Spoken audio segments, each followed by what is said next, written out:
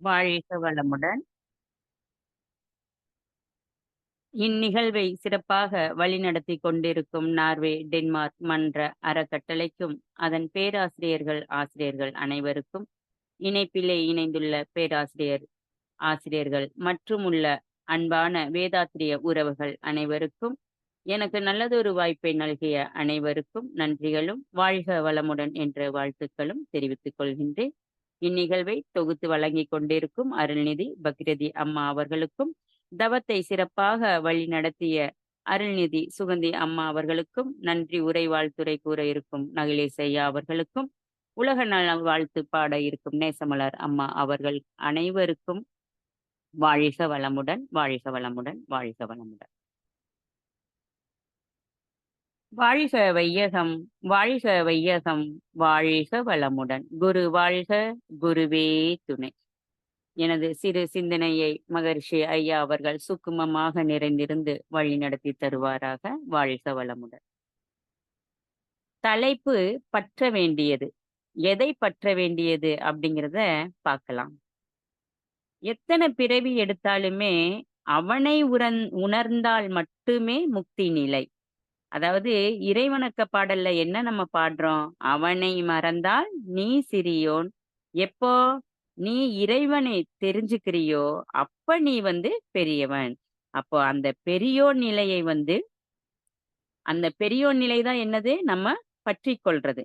பற்றி கொண்டால் என்னது? முக்தி நிலை. அவனி ஒன்றாய் அறிந்த இடம் அறிவு முழுமை அது முக்தி. இதுதான். இதைத்தான் நம்ம பற்றணும், பற்றக்கூடிய நிலையாவும் இருக்கணும். இல்லையெனில் இந்த மாய உலகில பிறந்து மடிந்து பிறவிகள் ஓடிக்கொண்டே தான் இருக்கு. அறிந்து உணர்ந்தேன் இவ் அகல் இடம் முற்றும் செறிந்து உணர்ந்து ஓதி திரு அருள் பெற்றேன். மறந்து ஒழிந்தேன் மதி மானிடர் வாழ்க்கை பிரிந்து ஒழிந்தேன் இப்பிறவியை நானே அப்படின்னு இந்த பாடல் வரிகள் சொல்லுது. இந்த பரந்து விரிந்து இருக்கின்ற இந்த உலகத்துல முழுவதும் உள்ள பொருட்களை முழுமையாக அறிஞ்சு உணர்ந்து கொண்டேன்.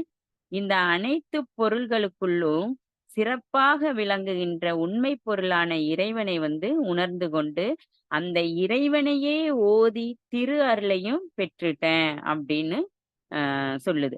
மறந்து மறந்து ஒழிந்தேன் ஒழித்து விட்டேன். மதி தன்னுடைய வாழ்க்கையோடு ஒப்பிட்டு பார்த்து பிற மனிதர்களின் வாழ்க்கையை பிரிந்து, அதாவது அவர்களை விட்டு பிரிந்து உலக பற்றுக்களை எல்லாம் ஒழித்து விட்டு இந்த பிறவியையும் நீங்கி விட்டேன். இதுதான் முக்தி நிலை.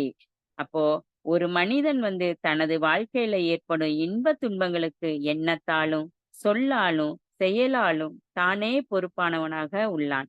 அவனேதான் காரணம் என்பதை உணரணும். உணராத வர அவன் எப்படி இருப்பான்? நான் சரி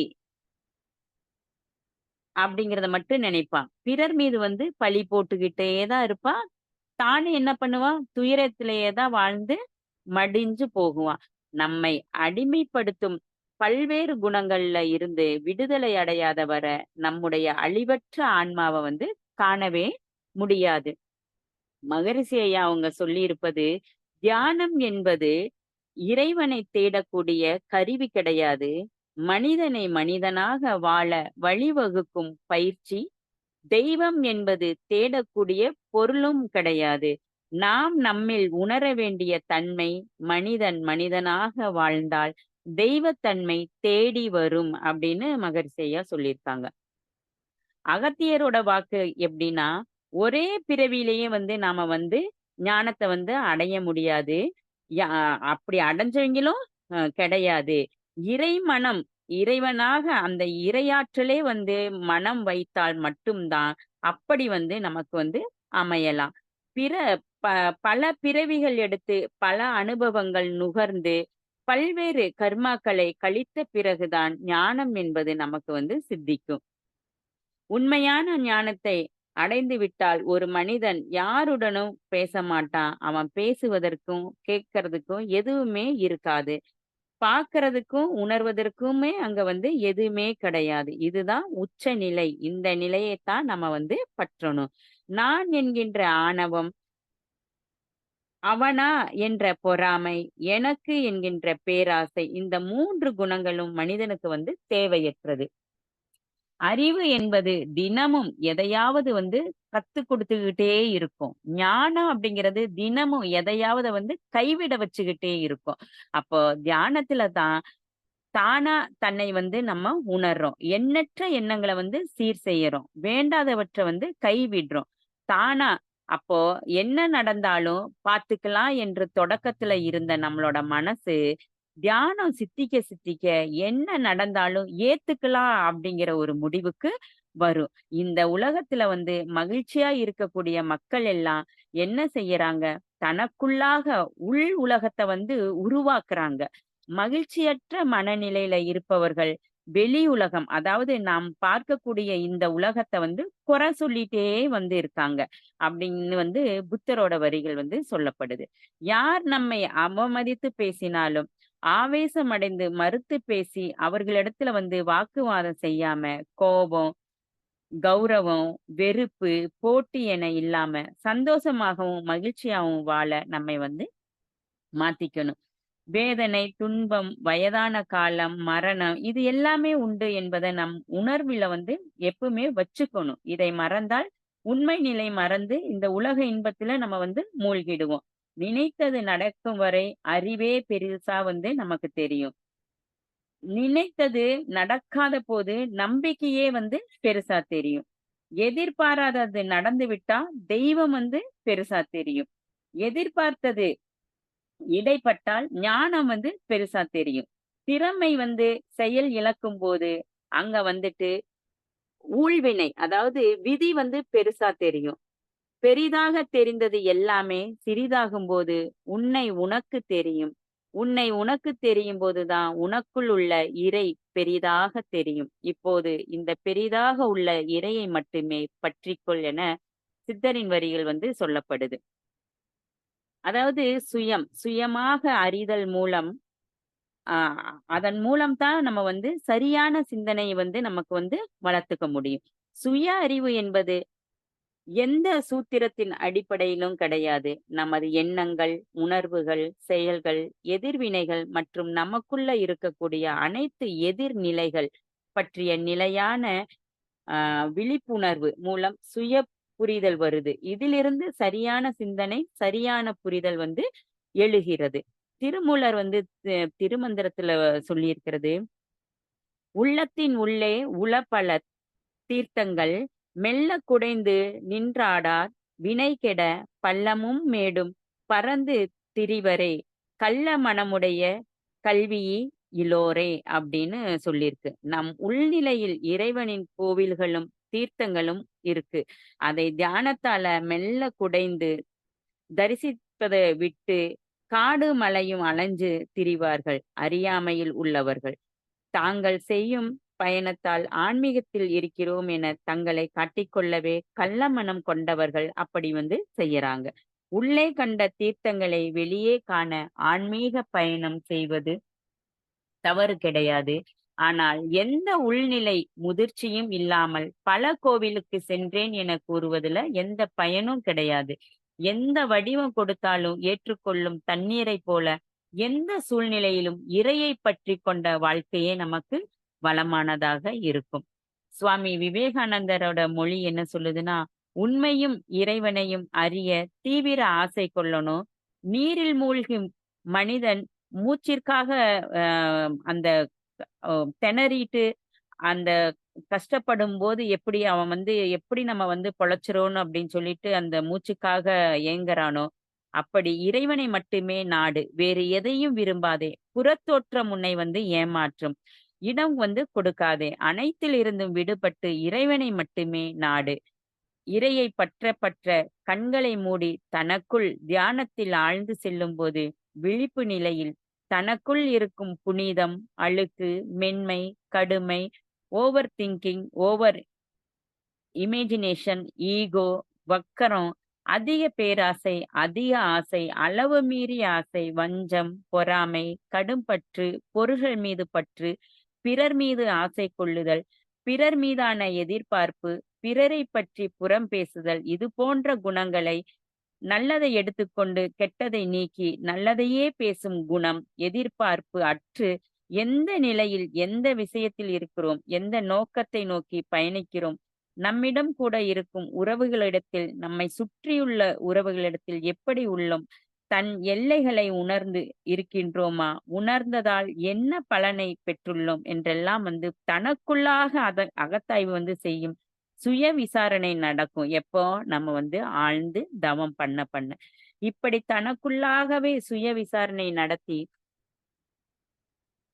நடத்திக்கிட்டோம்னு சொன்னா, பிறர் செய்த தீங்கினை நினைவில் நம்ம கொஞ்சம் கூட அண்ட விடாமல், இதை மறந்து மனதுக்கு சாந்தியும், அமைதியும் கிடைக்கச் செய்ய முடியும். பழிவாங்கும் எண்ணங்களே நம்மகிட்ட இல்லாம போயிரும். அப்போ இதையெல்லாம் நம்ம இந்த மாதிரியான நல்ல குணங்களை, நல்ல எண்ணங்களை, நல்ல செயல்களை செய்யறதுக்காகவே நம்ம என்ன பண்ணணும்? இறை என்ற இறைப்பற்று ஒன்றை மட்டுமே நம்ம பற்றிக் கொள்ள முடியும். மனமானது சிந்தனையில் ஆழ்ந்தால் தானே அலைநிலையிலிருந்து உட்பொருளாக உள்ள இறைநிலையை பற்றி தொட்டு விடும். அங்குதான் எல்லா துன்பங்களுக்கும் தீர்வும் தயாராக இருக்குது. உன்னுள்ளே நான் அடங்க என்னுள்ளே நீ விளங்க உனது தன்மை ஒளிர எனது உள்ளம் தூய்மை பெற்றேன். இன்னும் வேறென்ன வேண்டும் இப்பேறு பெற்ற பின்னர் எடுத்த மனித பிறப்பு எய்தியதே முழுமைன்னு நமது அருள் தந்தை வேதாத்ரி மகரிஷி ஐயா அவர்களின் பாடல் வரிகள் சொல்லப்படுது. செயல் விளைவு என்ற தெய்வீக ஒழுங்கமைப்பை உணர்ந்து அலட்சியம் செய்யாமல் உணர்ச்சி வயப்பட்ட நிலையில் பிறருக்கு துன்பம் கொடுக்காமல் இறைநிலையின் இன்ப ஊற்று தன்மைக்கு ஒப்ப செயல் புரிந்து வாழ்ந்தால் இந்த வாழ்வே விழிப்பு நிலையில் நாம் வாழும் வாழ்க்கை.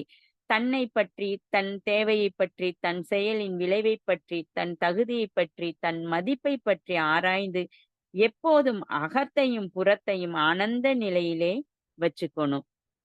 அப்படி வைத்துக்கொள்ள அகத்தாய்வு செய்து தன்னுடைய உடலை, உயிரை, மனதை பற்றி சிந்திச்சு, இந்த சிந்தனையின் பயனாக தன் குறைகளை உணர்ந்த நிலையிலே கரைகளை போக்கி திருத்தம் பெற்று அதே திருத்தத்தோடு பயிற்சி செய்து வாழும்போது உடல் நலம், உயிர் வளம், மனவளம், நட்பு நலம், கருமைய தூய்மை, இறை உணர்வு இவை அனைத்தும் காக்கப்படும். நமது உடலும் உள்ளம் தூய்மையும் மேன்மையும் அடைய தவமும் தற்சோதனையும் அவசியமாகப்படுது. தவத்தாலும் தற்சோதனையாலும் தான் குணநலத்தை நம்ம பெற முடியும்.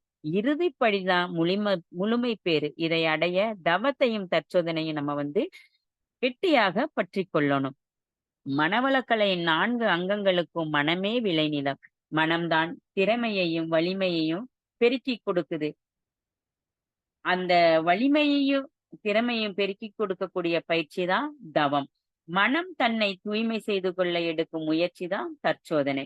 மனம் தூய்மையில் மேலும் மேலும் அடையும் முன்னேற்றம் தான் குணநலப்பேறு. பூரணத்தை காணும் இடம்தான் முழுமை பேறு. இதை நாம பற்றி கொண்டால் இவை அனைத்தையுமே நம்ம முழுமையாக பெற முடியும். இறைவனை அடைதலே இறுதியான இன்பத்தை அளிக்கும் எனும் உறுதியுடன் தவம் செய்பவனுக்கு மற்ற அனைத்து வகை பற்றுக்களும் தானாகவே கலன்றுவிடும்.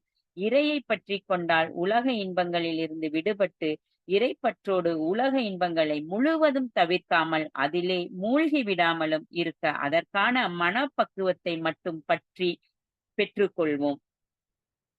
பற்றுக பற்றற்றான் பற்றினை அப்பற்றை பற்றுக பற்றுவிடற்கு அப்படின்னு திருவள்ளுவரோட திருக்குறள் சொல்லுது. அதாவது பற்றுக்களை விட்டு யாரெல்லாம் இருக்காங்களோ அவங்கள நம்ம பற்றிட்டோம்னு சொன்னோம்னா நம்ம நல்ல நிலைக்கு போகலாம். பற்றற்றவர்களை நம்ம பற்றி கொள்ளணும் அப்படின்னு இந்த குறள்ல சொல்லியிருக்கு.